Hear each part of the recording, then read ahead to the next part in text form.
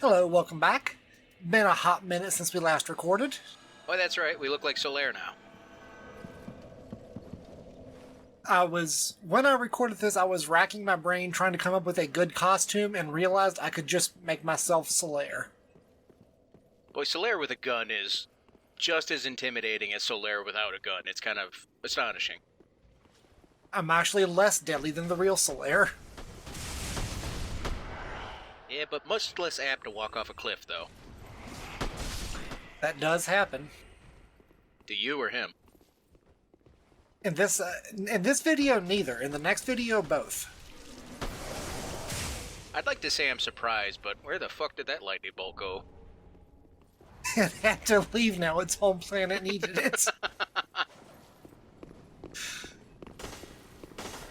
Oh, Poochie died on his way back to his home planet, right? 'Cause Solaire threw the lightning bolt. So in the base game of Dark Souls 3, the bonfire used to be in this room. I don't know why it was changed. It's kind of a minor change overall. Because, 5 enemies aren't going to make or break any run. You haven't seen me play Dark Souls.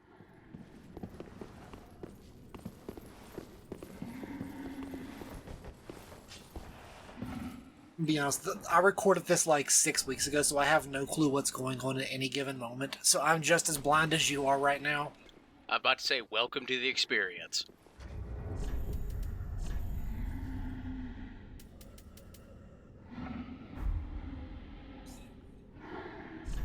Every time you open this menu, I'm always looking at all the numbers and stuff, trying to make it make sense.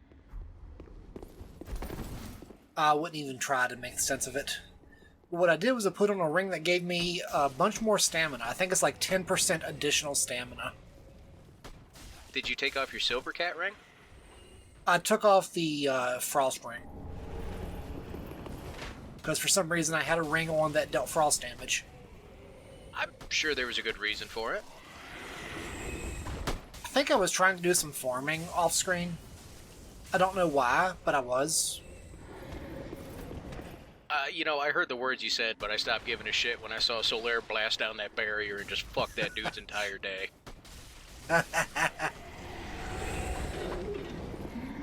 So I am going to warn you, this is the upper wall of Lothric. You can actually look down below from where we were just standing and see the first area of the game. Oh. But because we're so high up and it's loading that area, the next area, the area after that, in the first area, my computer doesn't like it. Well, if you had some sort of supercomputer. If only. Now, I caught a glimpse of the sun, but is it an eclipse or something? It's a dark sign. Oh, that sounds bad. Yeah, quick explanation. The dark sign is what makes you hollow. It's like holy shit. Nothing to worry about. Solaire's got it. He's just gonna wreck that dude's fucking day. Like, the dark sign is not only what makes you hollow, it's the sign that you are hollow. And that's just hanging out in the sky. Yeah, because, apparently the world is fucking broken right now. That's not good. No, the sky has been a dark sign since we killed the third Lord of Cinder. Call me crazy, but maybe we shouldn't be killing the Lords of Cinder? I kind of agree with you. I mean, like before, yeah, it seemed like a good idea, because, Gabe told me to do it. Seeing what's happening? Maybe not? It'll be fine. Okay. Yeah, what is that shit floating around in the sky? Dragons. What? Yeah, it doesn't look like them, but those are dragons. In fact, the area boss, which we're going to see in the next video, asshole, the area boss uses like 2 or 3 of them to attack. Oh.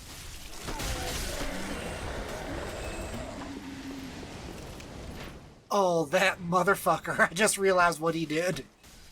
Which one? There's a lot of motherfuckers around here. The guy that hit me with an item and I called an asshole, Uh-huh. He hit me with an item called, in the first Dark Souls, I think it was a Lloyd's Talisman. I don't know what it's called in this game. But it prevents you from using your Estus. Oh, that's a dick move.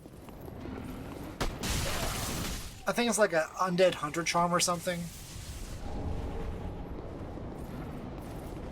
That might be Dark Souls 2. There's actually some fun interactions you can do with that, and mimics specifically. With the thing that makes you unable to use Estus combined with a mimic? If you hit a mimic with the Lloyd's Talisman, I'm going to call it, because that's what it was in Dark Souls 1. If you hit a mimic with the Lloyd's Talisman, it yawns and opens its mouth, and then you can just grab the item inside without killing the mimic. Oh, that's kind of cool. How are you supposed to be able to figure that one out? It's just one of those weird, random, like, little interactions that most players don't realize is there. So, do you think there are interactions in the game that people haven't found yet?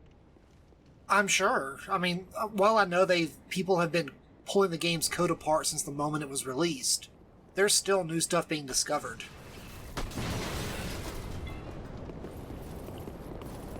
Yeah. So it's like a... Go ahead. Is Dark Souls 3 the end of the series of, like, Dark Souls?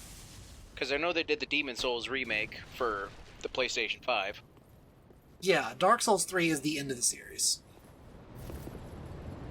The DLC actually brings everything to a close. Oh, jeez. Killed one,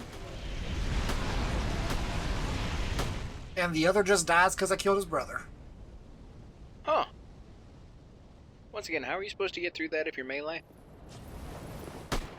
You can... There's actually a place you can drop off. There's a bridge, like, right there.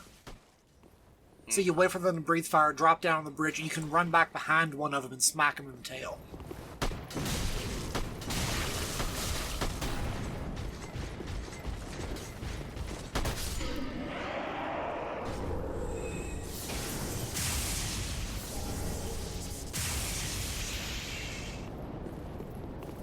You know, I don't know what's gotten into Solaire, but he is in full lightning murder mode.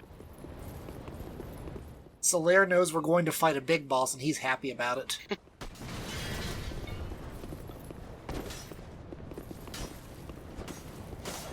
And you know what? That good for Solaire. I'm glad he's got something to keep him going. Or else he's frustrated because you keep summoning him. You were right, I must have taken the Silver Cat ring off. Weird.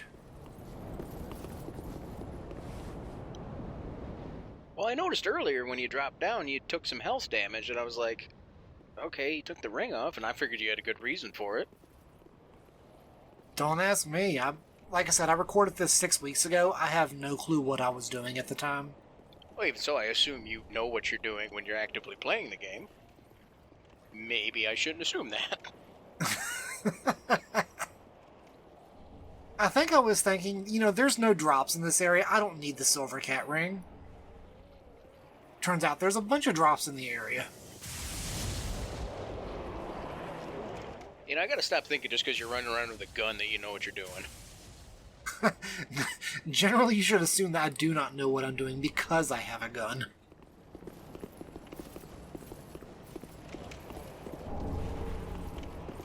I don't know, there's just something about a guy that has a gun that I trust implicitly, you know? Like Shadow the Hedgehog. I trust him. I don't trust Shadow. I trust Sonic. I don't know, Sonic never had a gun. So I trust Shadow because he had a gun. And the Doomslayer, I trust him. He had a gun. Chris Redfield, I trust him. I don't trust Chris Redfield. What's wrong with Chris Redfield? He's Chris Redfield. Man, he will punch you like a boulder. Alright, you can't stand up to that. Alright, so that guy right there, that's not a hollow. Oh, what the fuck is that? That is called a Pus of Man enemy. Uh-huh. Basically, the short version is one of the bosses that were you with me when I killed Osiris? What Osiris look like? Naked dragon. I don't think so. But Okay, so it's been so long since we've recorded, and I don't think it was either. So directly below the area we're at right now is an optional area called the Consumed King's Garden. And the boss of the area is Osiris the Consumed King. Okay, alright. And he has turned himself into a dragon by, I can only assume, consuming a dragon soul. I bet you they're buffalo flavored. Because you can find a portal to Archdragon Peak from his location.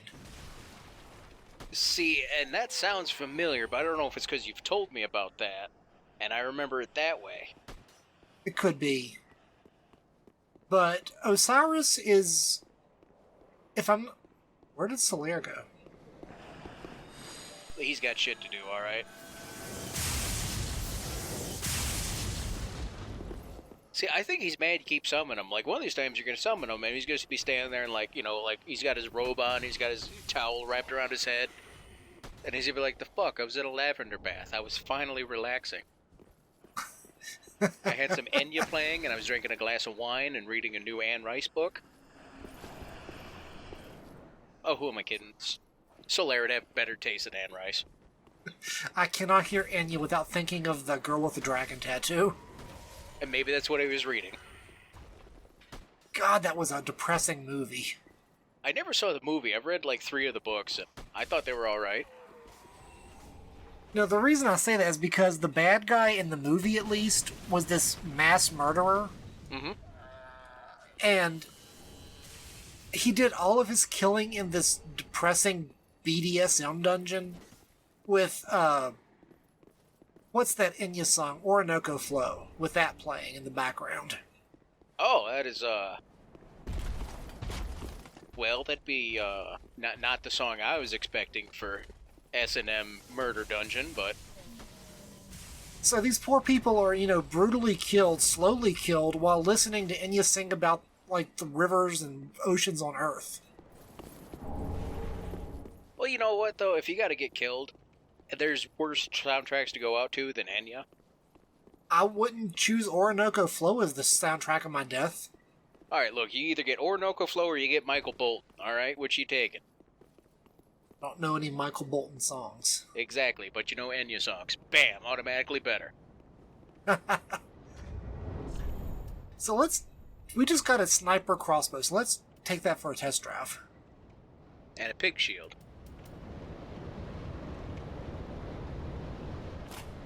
This thing doesn't seem very strong. Oh, that's pretty fucking sweet looking, though. Watch how fast it takes to fire.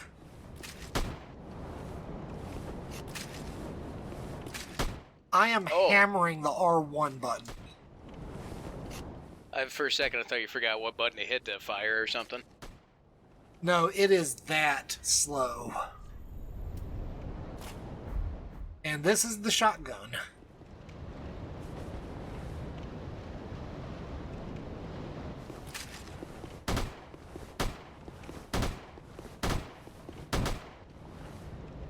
Well, I mean, it is a bolt... Well, it's not actually a bolt-action rifle, but that's how I'm going to justify it. Alright, anyway, to bring back the point I was trying to make about 3 minutes ago, Osiris... Right, was a big Enya fan. Yeah. Kidnapped some hollows from just wherever, because, that's what evil kings apparently do in this world. Why not?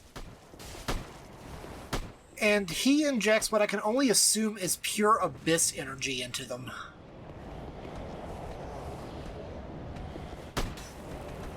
Because the first boss of the game, Gundyr, and we actually we fought Champion Gundyr the last time we commentated. Okay, yeah, I kind of remember that. Now, Champion Gundyr was Gundyr before he got corrupted by the Abyss. But Eodex Gundyr was called by a Bell of Awakening, was called to Firelink Shrine, but there was no Bell of Awakening. He didn't have a quest to go on. And so without a quest, he just kind of sat there and did nothing. And eventually was overtaken by the Abyss. Okay. And so he has the first pus of man enemy you fight. And it's just this big, black, disgusting snake creature. And so Osiris would kidnap these other hollows and implant them with pure abyss energy as well to turn them into pus of men. And I don't know why he did it. See, honestly, this here is the most interesting part of anything involving Dark Souls to me, is just the lore and the stories. Like, I don't give a shit about the gameplay. I mean, clearly, because I don't play Dark Souls. But this stuff, when you're talking, like, I don't say a whole lot because I'm listening and thinking. Like, the reason you're supposed to interpret and intuit that Osiris is the one that did it is, in the base game at least. Like, in the base game and the Consumed King's Garden, there are, like, more pus of men enemies than anywhere else in the game. And they're only in, like, 2 or 3 different zones. Well, so you have to... Go ahead. I was going to say, that would make sense if he did it then, because it's not like he's going to, you know, make them and then just be like, you know what, we're going to drop them off here.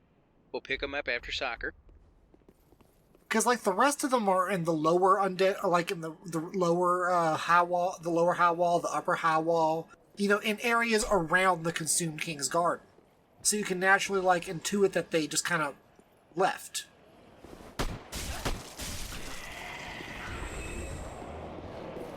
But do you encounter them in other areas? Like, do you ever see them in, like, I don't believe so.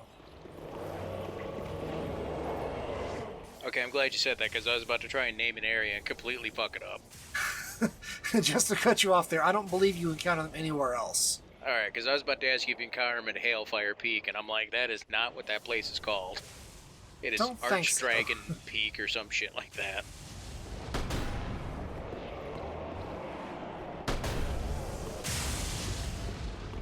I'm surprised you don't find more of them in the Frankenstein area. What, Irithyll? Yeah. They were not one of... okay. Pontiff Sullivan and Osiris were not necessarily working with each other. But it still sounds like something Pontiff Sullivan would do, considering the other things that he made and the horrible abominations. That is very true, but Osiris has one thing that Pontiff Sullivan did not have. And that is the soul of Seath, the Scaleless. Okay, so he had an actual dragon soul. Yeah, Seath the Scaleless was a boss in the first Dark Souls. And throughout the entire game, you would see these six-eyed channeler enemies. And they had these goofy-ass staves, and they would do this weird dance when you saw them. And they would abduct maidens and bring them to Seath. And Seath would conduct experiments on these girls and turn them into abominations, basically. The dragon did this? Yeah, Seath was fucked up. Okay, I'm just picturing a dragon with a lab coat and some beakers and... Seath was also blind, and the term scaleless was not just an appellation. He literally had no scales. There are so many questions I have, but there are going to be no answers, and I already know it. So yeah, Osiris, well, I don't know how he got Seath's soul, but he looks just like Seath the Scaleless. A smaller version, to be fair, but he looks just like him. Well, was he humanoid in appearance, or what the fuck? Because Seath was just a white dragon that kind of wriggled across the ground. Okay, what the fuck is that thing? A pus of man. That's what I was thinking. I'm like, oh, it's another pus of man, dude.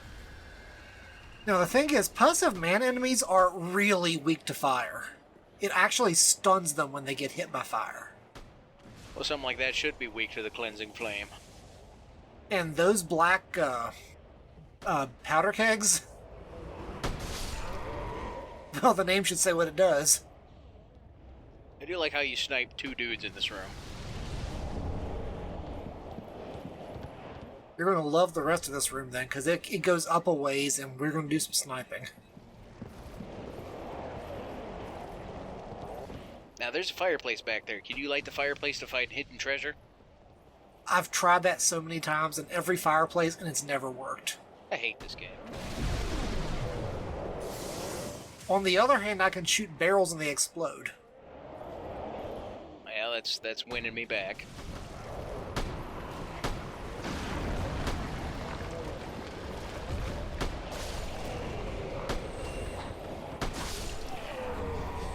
Now, why do these dudes never just run away? Because they're complete. I'm not sure if we ever covered this. Oh god. Oh! He's throwing firebombs too. How do you like it, asshole? Yeah, I'm not sure if I ever covered this, but it's implied that hollowing in Dark Souls, ow, is the equivalent of like Alzheimer's. In fact, there is a paper out there that someone wrote that directly conflates the two. Oh. Like, this guy's father had just died of Alzheimer's. And he was playing Dark Souls to just kind of unwind, to process his feelings. And all he could think about the entire time was how hollowing was exactly like what his dad went through. That's kind of tragic, but... So you ask why these people don't run away. There's not enough of them left to have survival. And maybe they do it as a form of release, because, this can't be a good existence. No. There is nothing about Dark Souls world that is worth living in. And yet you're fighting so hard to not save it exactly, but... Just fighting hard. The other thing about hollowing is that if you don't have a purpose, you will hollow 100% of the time. There is no avoiding it. So no matter what quest you have, if it's a quest to go down the street to the fucking market, as long as you have a quest in mind, you will not hollow. But to be fair, going to the market is probably a little harder in the Dark Souls world. That's very true. Like, I need to get to the ancient castle of Piggly Wiggly.